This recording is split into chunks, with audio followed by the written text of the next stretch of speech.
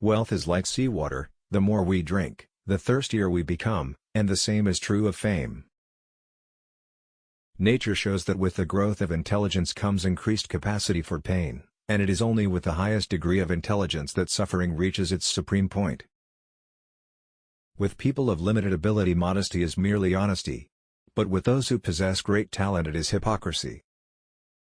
Sleep is the interest we have to pay on the capital which is called net death, and the higher the rate of interest and the more regularly it is paid, the further the date of redemption is postponed.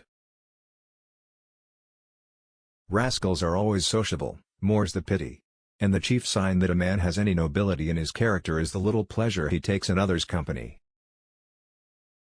A man's face as a rule says more, and more interesting things, than his mouth, for it is a compendium of everything his mouth will ever say, in that it is the monogram of all this man's thoughts and aspirations. Honor means that a man is not exceptional, fame, that he is.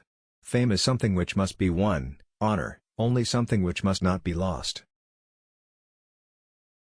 Boredom is just the reverse side of fascination, both depend on being outside rather than inside a situation, and one leads to the other.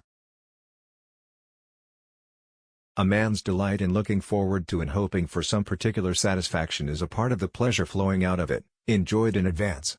But this is afterward deducted, for the more we look forward to anything the less we enjoy it when it comes. Wicked thoughts and worthless efforts gradually set their mark on the face, especially the eyes. All truth passes through 3 stages. First, it is ridiculed. Second, it is violently opposed. Third, it is accepted as being self-evident. Arthur Schopenhauer. Talent hits a target no one else can hit, genius hits a target no one else can see. If they gossips about you, it means that you are enough not only for yourself, but also for others. They tell us that suicide is the greatest piece of cowardice. That suicide is wrong, when it is quite obvious that there is nothing in the world to which every man has a more unassailable title than to his own life and person. Men are by nature merely indifferent to one another, but women are by nature enemies.